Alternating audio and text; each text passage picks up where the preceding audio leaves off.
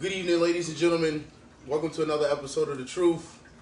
I'm Reginald Thomas, here with Mr. Dash, Yeah, you got it. my man Aston Martin, and Yusef.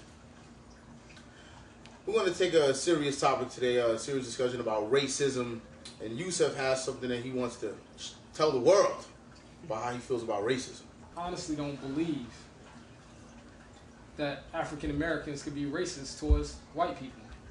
At least American Europeans. And the reason why is because of the history. I mean, can you really, if you define racism just as a hate thing, which is wrong, because you can hate somebody and not necessarily consider yourself a racist. But to see somebody as inferior is really what racism is. When you see a whole people as being inferior to another people.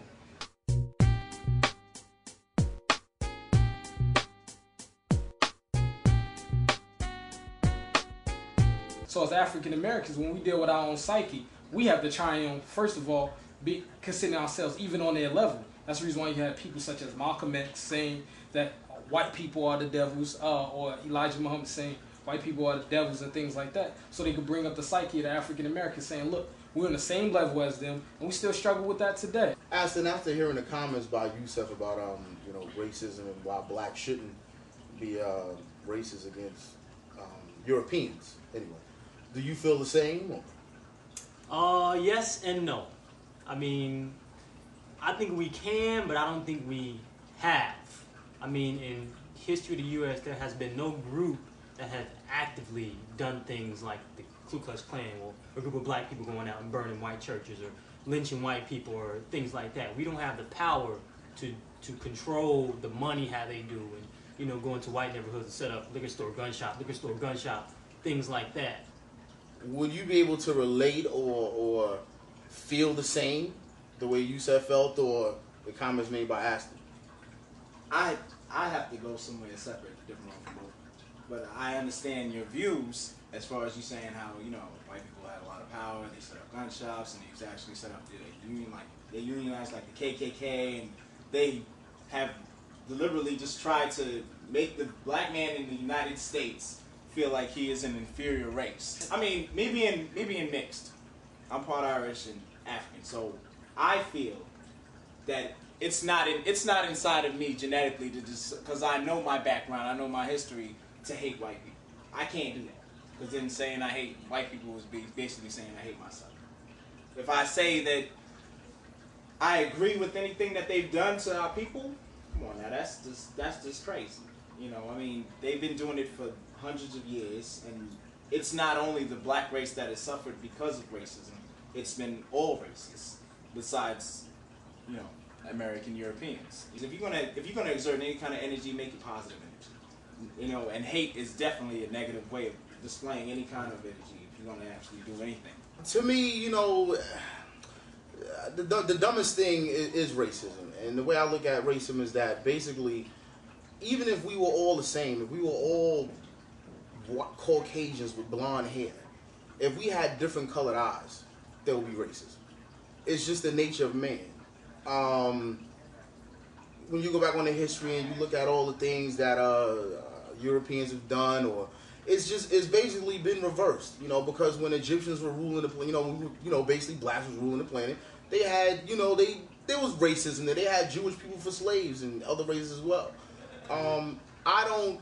I just think racism in the whole is just stupid, and hate period is just, I just think it's dumb. The whole concept of racism is dumb. But it's amongst us, and we have to deal with it. And I would say really not dwelling on it, not say so much dwelling on the past, but not forgetting the past. Blacks invented a lot of stuff. The first heart transplant was a black man. It's not out there for you to know. Like if it happens to come up, you'll know that a black man did that. I just believe that each race has a rise and a fall. And right now, this is where, at this point in time that I feel that we are, this is their chance where they're rising. But I think eventually it'll balance itself out. It might not be in our lifetime, unfortunately. United States racism and slavery is a different caliber of slavery than Egypt and Egyptians and all the other histories of slavery. Way back then, those slaves could own land, own slaves, It's like slavery. You read the Bible, and slaves beat another slave because you owe them money. You know, you still have rights. In America, oh no, that was different. America was made great, the greatest nation on earth because of cotton. Slaves picked the cotton. You know, that's why America is what it is today. And also, there have really been no black hate groups. So there's not a lot of black people that truly hate white people. That's the reason why you have people such as Malcolm X saying that white people are the devils, or Elijah Muhammad saying white people are the devils and things like that.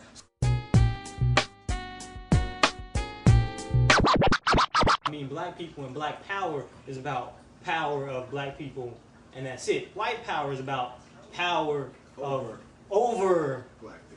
black people and degradation of black people. So it's a different level that people fail to realize. Okay. Racism. It's still, we say that we don't experience it today, but we experience it every single day. Every child experiences it around the world. If you go to Africa, in the African books, you learn about Roman history and they don't know about the Moors. Stronger than any other country when they was ruling all the way from Spain, reaching to the outskirts of China.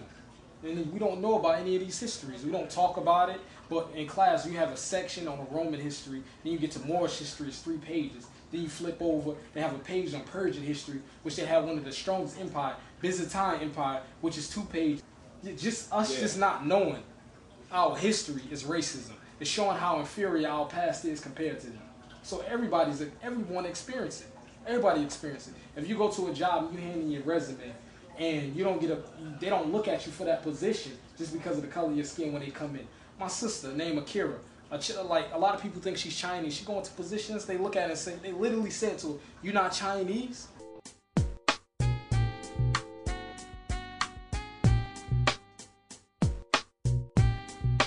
"You're not Asian, Akira?"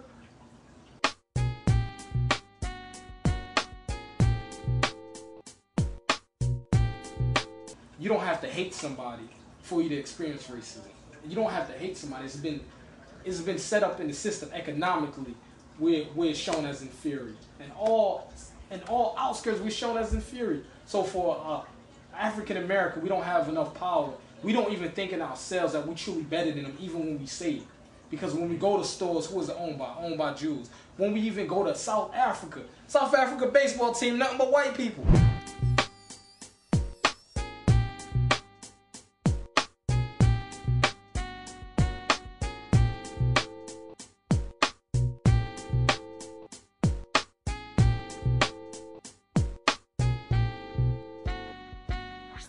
How you gonna have a South African baseball team, nothing but white people? I hear you.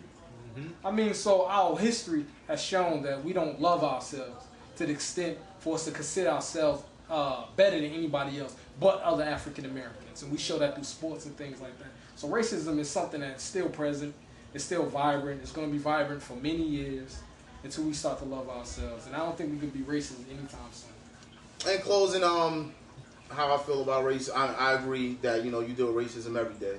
It's funny because where I live,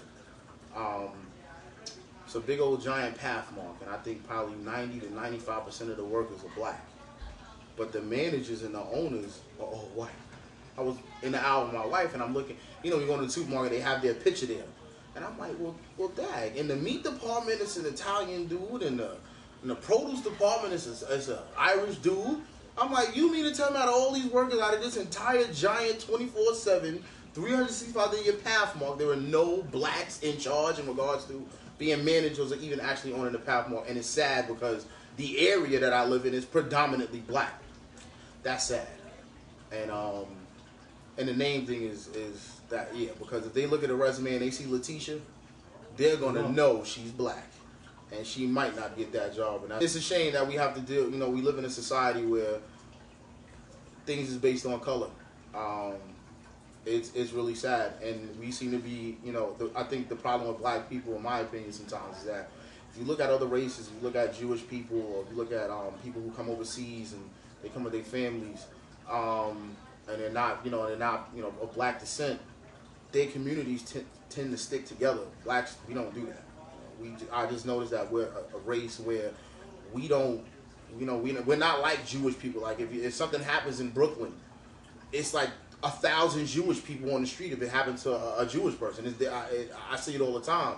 But if it's blacks, something happens, it just happens, and we move along. And we got to stop thinking like that. We need to, you know, stand together.